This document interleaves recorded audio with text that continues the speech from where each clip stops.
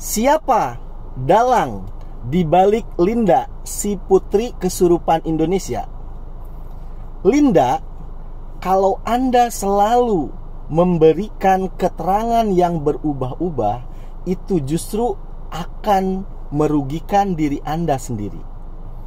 Pada kesempatan kali ini, kita sama-sama akan mencoba menganalisis, mencoba untuk membedah tentang apa yang terjadi kepada Linda, siapa dalang di balik Linda. Kita sama-sama akan membahas di sini. Dan semua itu akan Anda temukan jawabannya setelah Anda simak dengan benar-benar teliti ya. Apa yang akan saya sampaikan, coba Anda perhatikan pelan-pelan supaya Anda nanti temukan nih jawabannya. Apa yang terjadi dengan Linda dan siapa dalang di balik Linda, si ratu kesurupan ini. Kenapa ini sangat membahayakan ketika Linda memberikan keterangan yang berubah-ubah? Kepada Kang Deddy, dia bilang 3 hari pasca penangkapan dia kesurupan, ya kan? Tetapi lain cerita kepada Christian Gries, wartawan Kompas itu. Dia bilang 7 hari pasca kecelakaan baru dia kesurupan. Nah, coba ini saya sudah dapat videonya antara pengakuan dia kepada Kang Deddy dan pengakuan dia kepada Fris, wartawan Kompas itu ya. Ini ada kontradiksi di sini. Nah, berikut ini adalah pengakuan dari Linda yang berubah-ubah, yang kontradiktif. Silakan Anda simak terlebih dahulu. Kerasukan? Belum. 3 hari setelah hari. Setelah kematian, 3 hari. 3 hari baru aku mulai kerasukan. Kesebenarannya kemasukan itu 7 hari. 7 hari setelah Penangkapan. Setelah kejadian. Soalnya Sabtu ketemu Sabtu. Nah, itu tadi pengakuan yang selalu berubah-ubah Linda ini terhadap Kang Deddy dan terhadap wartawan Kompas itu ya kan, Fris ini. Nah, ini kan kontradiktif nih. Dia mengaku kepada Kang Deddy 3 hari pasca kecelakaan, sedangkan kepada Fris dia ngaku 7 hari pasca kecelakaan. Memang sepertinya mungkin ini nggak disadarin sama si Linda ini ya. Pengakuan dia yang berubah-ubah itu sepele, ya kan, sepele. Tetapi memang ini sangat membahayakan buat dia. Pengakuan 7 hari pasca kecelakaan dia kesurupan, untuk saat ini pengakuan itu sangat menguntungkan pihak 7 terpidana. Sedangkan pengakuan kepada Fris, wartawan Kompas itu untuk di kondisi saat ini itu sangat merugikan terhadap 7 terpidana. Kenapa kalau ngaku 7 hari itu merugikan 7 terpidana, menguntungkan ya, tetapi kalau 3 hari itu justru merugikan? Coba perhatikan gini. Kalau si Linda 7 hari pasca penangkapan baru dia kesurupan, ini sangat merugikan kepada 7 terpidana. Kenapa? Karena nanti akan menguatkan alibi si Rudiana bahwasanya dia melakukan penangkapan bukan berdasarkan kesurupan. Itu kan berarti menguntungkan sana, ya kan, menguntungkan Rudiana. Jadi nanti dia akan bilang, saya nangkep 7 terpidana ini benar-benar berdasarkan berdasarkan peraturan yang ada, bukan berdasarkan mistik, kan begitu. Nah, kenapa? Karena 7-nya udah ditangkap duluan baru kesurupan gitu loh. Sedangkan kalau si Linda bilang 3 hari pasca kecelakaan dia kesurupan, ini akan menguntungkan 7 terpidana. Kenapa? Karena nanti akan terbentuk satu opini, wah, ini penangkapan dasarnya aja dari kesurupan. Ini tidak legal di dalam hukum Indonesia. Nah, ini berubah-ubahnya keterangan Linda ini sangat-sangat berpengaruh juga terhadap Rudiana dan terhadap 7 terpidana. Itu di situ ya, secara opini ini ya. Nah, sekarang kenapa saya katakan bahwasanya dengan keterangan dia yang berubah-ubah juga akan membahayakan si Linda itu sendiri, ya kan begitu. Nah, karena yang kita bahas ini adalah tentang Linda, tentu kita akan membahas nggak jauh-jauh, yaitu pastinya tentang kesurupan. Cuma di kesempatan kali ini saya tentu akan membahas kesurupannya itu secara ilmiah, bukan secara mistik ya, bukan secara budaya, kultur, bukan. Jadi buat Anda yang percaya dengan kesurupan, saya menghargai. Namun untuk pada kesempatan kali ini silakan Anda coba menghargai saya dulu yang akan membahas kesurupan ini bukan secara mistik tapi secara ilmiah, begitu loh. Nah, kenapa harus saya bahas secara ilmiah? Karena yang sedang kita dalami ini juga adalah kasusnya kasus ilmiah, kan, kasus hukum. Tidak bisa itu hukum di Indonesia menggunakan cara mistik, maka harus saya bahas secara ilmiah. Oke, kita bahas ya. Sebenarnya kalau secara ilmiah, meskipun banyak ya pendapat di sana, tetapi kalau saya lebih simpelkan lagi, kesurupan itu hanya ada 2 jenis ya di dalam kalau secara ilmiah. Yang satu yang dinamakan kesurupan itu adalah trance. Yang kedua adalah manipulatif ya. Jadi hanya ada 2 orang kesurupan itu kalau secara ilmiah. Satu kalau nggak dia trance, yang kedua ya dia pasti manipulatif, kan begitu. Yang satu, kalau trance itu adalah istilah ilmiah untuk kesurupan.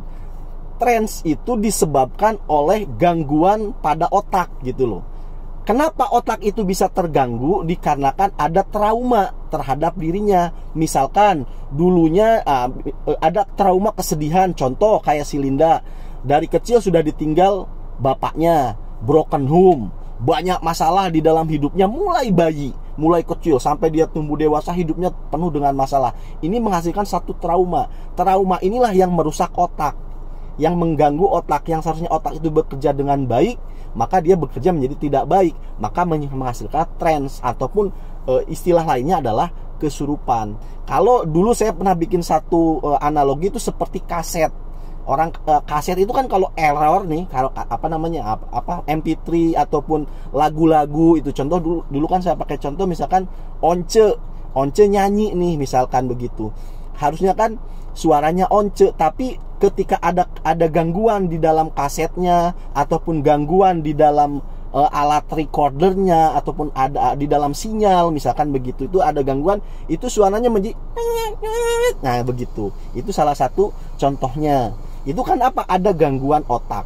Jadi si Linda yang dikatakan katanya bisa menirukan suaranya si Vina, ya itu samalah dengan seperti kamu dengerin lagu kemudian ada sinyal rusak ataupun ada cara rekamannya yang error, kan bunyinya jadi berbeda, jadi bukan suara asli si Once, kan sama si Linda juga, jadi bukan suaranya si siapa itu, jadi menjadi suara mirip si Vina, begitupun. Nah, sekarang pertanyaan selanjutnya, kenapa si Linda ini kok bisa tahu kronologi pembunuh dan pemerkosa itu, bisa tahu runut gituan. Nah, ini kembali lagi kita harus kembalikan ke tahun 2016, bahwasannya di tahun 2016 saya sudah sering jelaskan yang namanya hoax, yang namanya konspirasi, berita-berita bohong yang dikaitkan begini itu sama dengan tahun 2024. Misal di 2024 kan muncul tuh konspirasi, narasi yang dibawakan oleh kayak contoh influencer Widya, bahwasanya ini adalah pembunuhan, ya kan, pelakunya adalah anak pejabat, begini, kronologinya begini, kan sama, ya kan. Nah, itu di tahun 2016 juga sama, ada konspirasi begitu, yang bahkan setelah Eki kecelakaan itu ada kayak semacam, kalau sekarang akun-akun gitu ya, ada akun-akun influencer yang bikin satu cerita kronologi dengan karangannya dia, disebarkan lewat BBM Messenger waktu itu. Nah, dari situ kan otomatis viral kan di masa itu tentang kronologi sebenarnya Eki dan Vina itu dibunuh begini anunya, kan begitu konspirasinya. Nah, si Linda ini sering membaca ataupun sering mengikuti kasus hoax ini, konspirasi ini dia sering ikutin, ya kan. Berhubung dia otaknya error dikarenakan trans, dikarenakan ada trauma di masa lalu, masuklah itu si konspirasi ini ke dalam otaknya. Kemudian karena dia itu trans, karena ada gangguan error, dan kemudian dipengaruhi oleh atmosfer keadaan di 2016 yang sangat, wah pokoknya kayak sesuatu, kalau kita kan kayak kemarin tuh kayak tahun 2024 juga gitu, kalau ada konspirasi yang bewah gitu kan, cocokologi kan, kita seakan-akan ketika kita ikut mengomentari ataupun ikut memberikan satu pendapat, seakan-akan kita tuh kayak hebat, kayak detektif kan begitu, kayak bagian dari perjuangan kan begitu. Nah sama si Linda juga begitu, dia lihat konspirasi, wah akhirnya dia mempercayai dengan konspirasi itu, wah iya bener-bener nih, jangan-jangan ini pembunuh dan pemerkosa. Masuklah, kebetulan otaknya lagi error tuh si Linda, jadilah dia kesurupan. Itu kalau secara trans begitu loh. Kemudian yang kedua secara ilmiah itu apa? Manipulatif. Jadi sebenarnya si Linda itu tidak sama sekali trans, karena bedanya apa?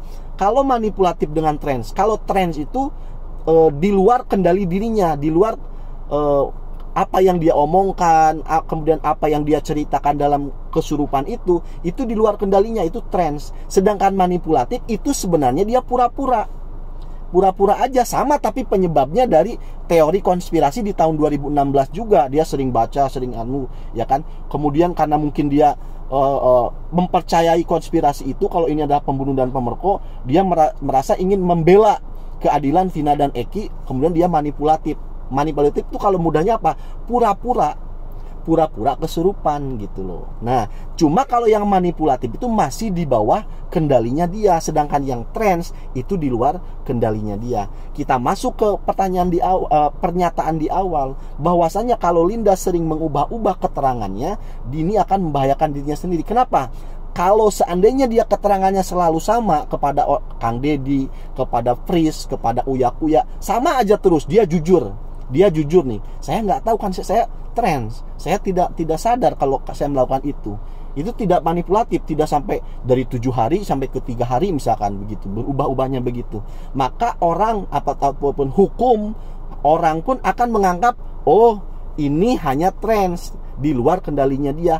Namun yang dilakukan Linda ini keterangannya berubah-ubah. Ini mengindikasikan bahwa ini sebenarnya bukan trans, tapi manipulatif. Itu bahayanya buat Anda, Linda. Anda ini salah.